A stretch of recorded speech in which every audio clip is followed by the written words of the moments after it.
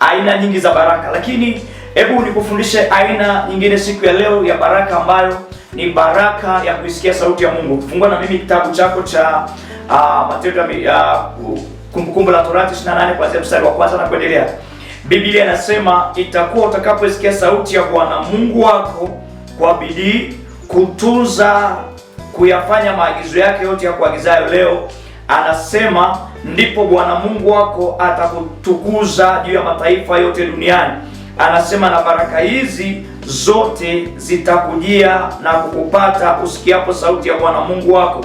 Anasema mstari wa 3, utabarikiwa mjini, utabarikiwa mashambani. Mstari wa 4 anasema utabarikiwa uzao wa tumbo lako, uzao wa nchi yako na uzao wa wanyama wako wa mifugo, maongeo ya ng'ombe wako wadogo na kondoo zako. Mstari wa 5 anasema lakini litabarikiwa kapu lako na chombo chako cha kukandia unga. Mstari wa 6 anasema utabarikiwa uingiapo na utabarikiwa utokapo. Bwana Yesu asifiwe. Ninapozungumzia kipengele cha bidii, bidii ni msukumo ulioko ndani ya mtu.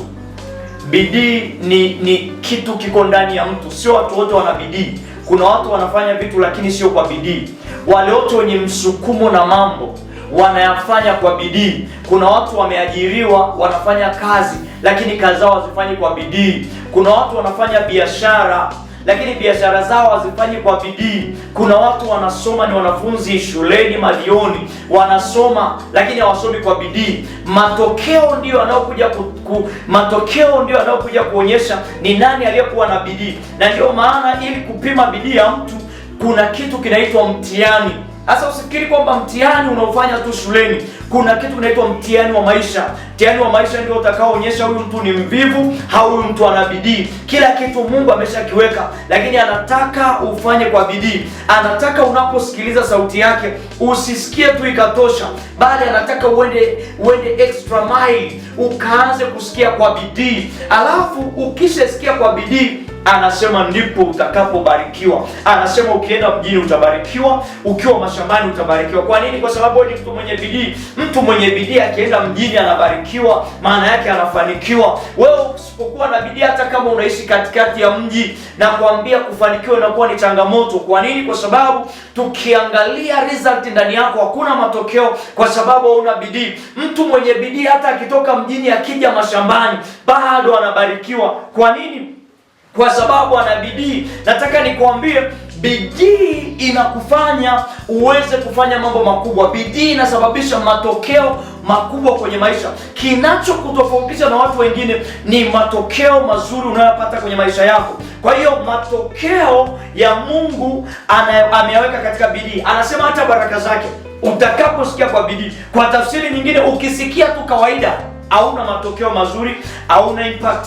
Utakaposikiliza sauti ya Mungu tu, sawa, Mungu amesema mimi nitabarikiwa. Oh, asante Baba, umesema mimi nitabarikiwa. Ndio, amesema utabarikiwa. Tena anasema amekuingiza kwenye agano la Abraham, Isaka na Yakobo kwa kupitia damu ya Yesu. Maana yake umeingizwa kwenye agano la baraka. Lakini kuingizwa kwenye agano tu haitoshi. Lazima pawepo na bidii ya kujua ili agano liloingizwa ni agano la namna gani, ya kutaka kumjua Mungu, ya kumtafuta Mungu. Watu wengi tuna bidii ya kuombewa, lakini hatuna bidii ya kumjua Mungu. Watu wengi tuna bidii ya kutaka kusikia mambo mazuri, lakini hatuna bidii ya kutaka kumjua Mungu. Nataka nikwambie, jifunze kuijua sauti ya Mungu.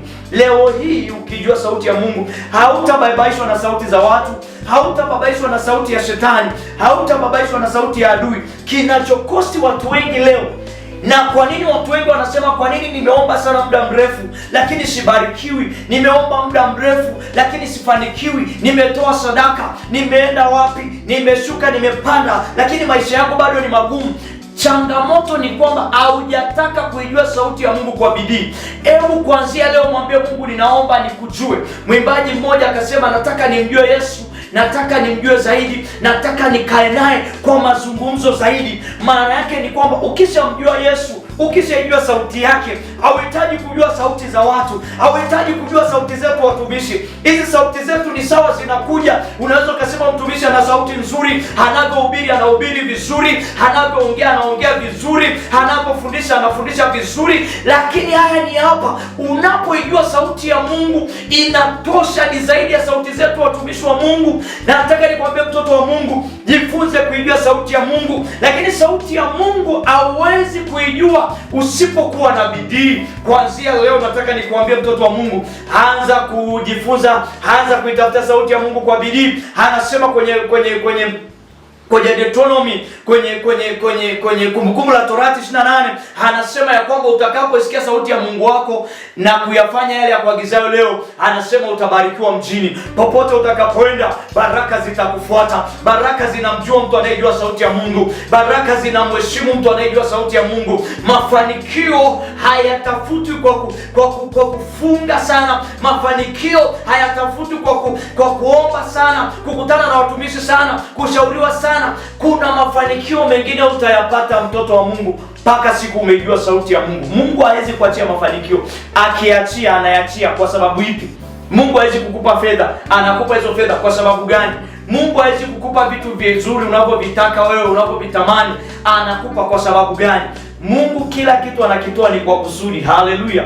Anasema utakapoijua sauti yangu kwa bidii na kufanya yale nikuagizayo leo, anasema utabarikiwa. Tena anasema utabarikiwa uingiapo, utabarikiwa utokapo. Maana yake popote ukiingia kwa mtu, hali zinasema mbarikiwa amekuja. Ukienda kwenye mifugo, ukigusa tu, ukianza kufugaji, mifugo inasema mbarikiwa amekuja. Ukianza project ya ni ya kuku au ya ng'ombe ya mbuzi, project inasema mbarikiwa amekuja. Wherever you go, blessings will go with you. Yani wherever you will be, popote utakapokuwepo, popote utakapoenda, baraka zitakuwa pamoja na wewe. Angalia hii. Biblia inasema Yakobo akaenda kuchunga mbuzi kwa Laban. Biblia inasema miaka 7 ya kuchanganywa, Yakobo akabadilishiwa mke, akaongeza miaka 14. Lakini Biblia inasema Yakobo alipoenda kwa Laban alikuwa ni tayari ameenda, ni mtu mbarikiwa. Biblia inasema alipoanza kuchunga mbuzi za Laban, kwa sababu Yakobo alikuwa ni mbarikiwa, kwa sababu Yakobo alitoka katika viuno vya mbarikiwa, Biblia inasema mbuzi za Laban zilianza kuzaa mapacha. Mtu ambaye alikuwa hajaona mapacha kwenye mifugo yake, lakini alipoingia mbarikiwa, Biblia inasema mbuzi wakaanza kuzaa mapacha. Labani akaona mifugo imeongezeka. Labani akasema huyu mtu lazima nimzuie, kwa sababu toka ameingia mahali hapa nimeziona baraka. Haleluya! Mbarikiwa anapoingia mahali popote, hata kama palikuwa hapajawahi kuonekana ongezeko, anapokuja maongezeko yanakuwepo. Haleluya! Biblia inasema Labani akaanza kumzuia Yakobo kwa sababu alijua maongezeko yote, baraka zote zimepita kwa mtu anaitwa Yakobo. Lakini Biblia inasema Yakobo akafika wakati wa kuondoka, Labani akamzuia. Angalia, baraka zinatoka kuanzia kwa Abrahamu. Biblia inasema Mungu akambariki Abrahamu sawasawa na neno lake, sawasawa na ahadi yake. Sasa Yakobo anakuja anamzaa Yusufu. Yusufu anaenda kufanya kazi ya houseboy kwa Potifa.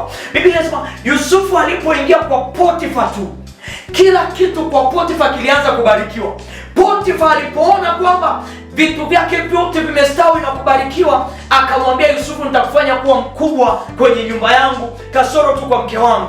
Biblia inasema kila kitu kilikuwa chini ya Yusufu. Kwa nini? Kwa sababu Yusufu alikuwa ni mbarikiwa. Utakaposikia sauti ya Mungu, unafikiri kwamba Yusufu alienda tu kama mwanadamu wa kawaida. Yusufu alikuwa ana sikio la kumsikia Mungu. Kumbuka Mungu alimsemesha Yusufu, akamwambia nitakufanya kuwa mtu mkubwa. Yusufu akajitenga na dhambi. Yusufu akajitenga na maisha mabaya ya anasa. Yusufu akakaa kwenye kusudi la Mungu. Ndipo baraka za Mungu zikaanza kuonekana. Baraka za Mungu huwaga zinaonekana. Baraka za Mungu sio fedha.